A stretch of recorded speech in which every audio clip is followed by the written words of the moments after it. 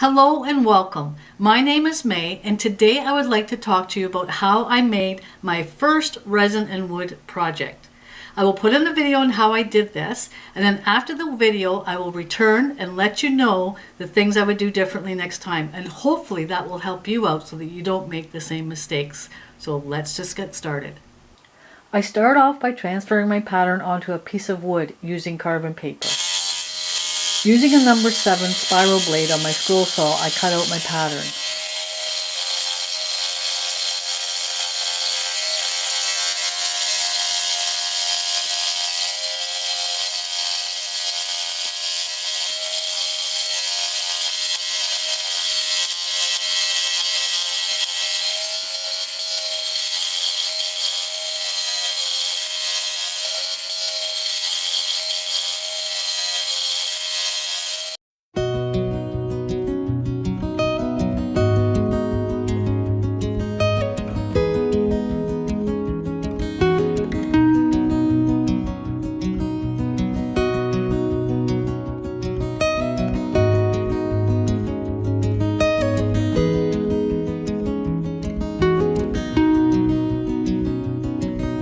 I may use this piece for another project.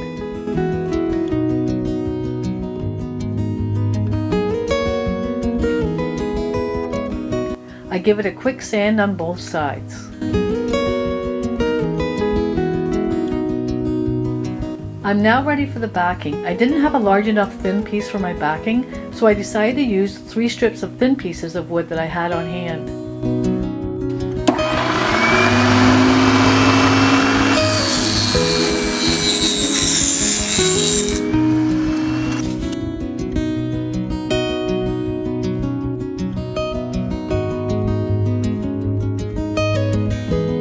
I glued them together, then glued them to the back of my wooden project.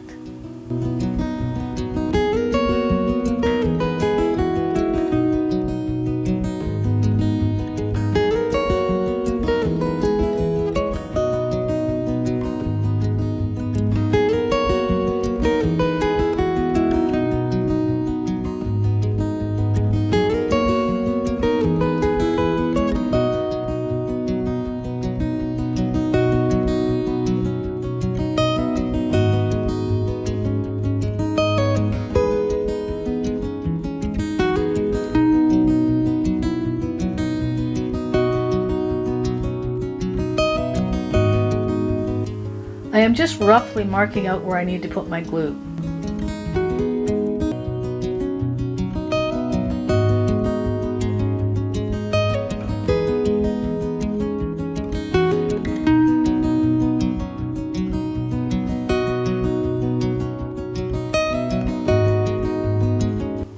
I noticed on the back there was kind of a soft spot, so I used my 5-pound barbells as a clamp.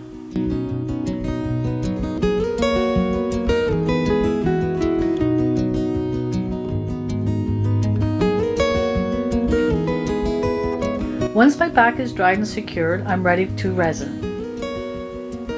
I make sure I have everything on hand that I need before I begin. Measuring cup, stir sticks, gloves, protective eyewear, mask, resin dye, and extra cups if needed.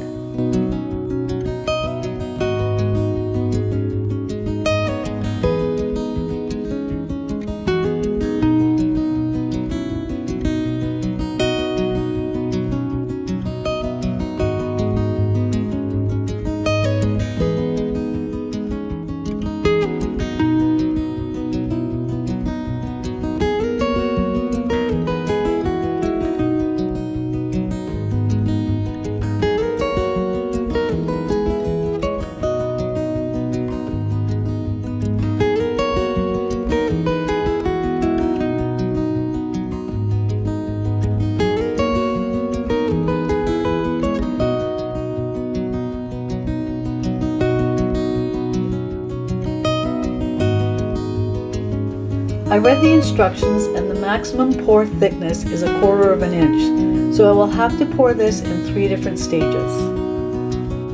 I let each layer dry 24 hours.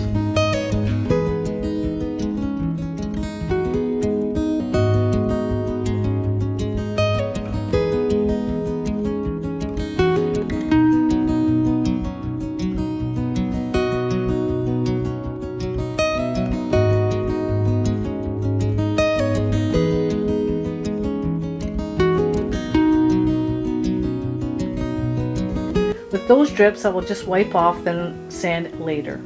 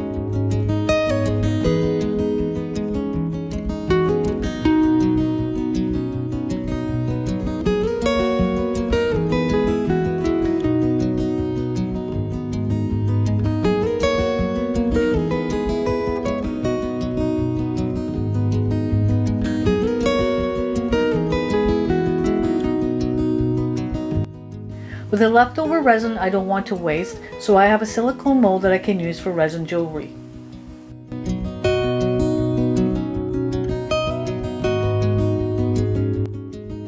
My first layer of resin has hardened.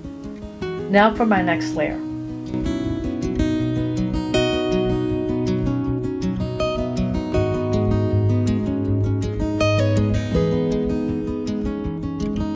This time I'll have to use a little darker blue.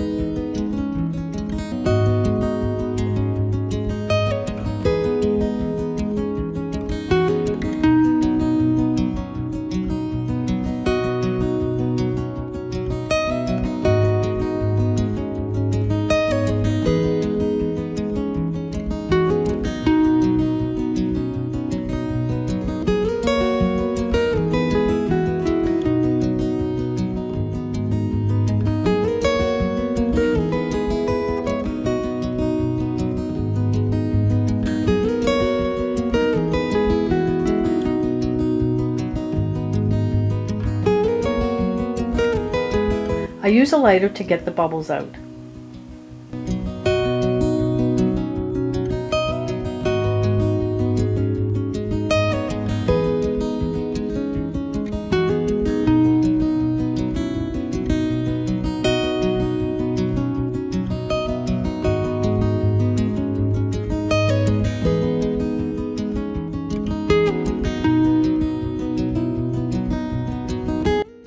My second layer has cured, and now for my last layer.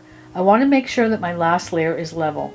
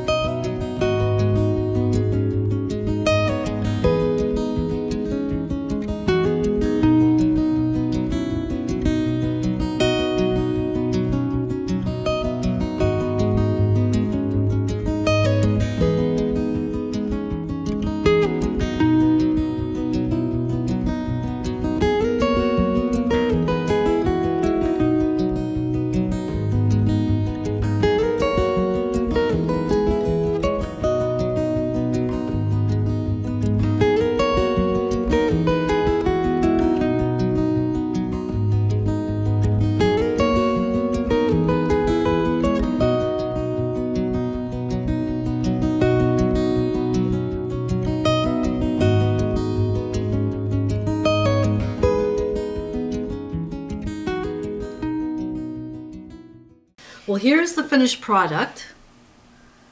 And I think it turned out quite well. A couple of things I would do differently is, though, when I was pouring the resin, I wish I had used 2 different containers, because I've thought afterwards, if I had over poured, then it would have ruined everything that it would have had in there. The measurements would have been totally off. And I understand with resin, you have to be exactly with the measurements. Number 2 is, if you notice on this photo, that the resin had bled through quite bad. Now, I did sand it, and I was able to get most of it out, but not all of it. So I think what I would do next time is use a sealer to seal my wood first.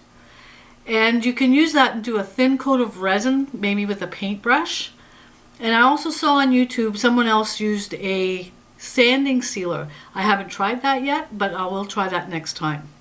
Well, overall, I'm pretty happy with the end results, and I will definitely work with resin next time and not be so intimidated. And I hope that I've inspired you to use your resin and come up with some different projects. And until next time, you take care.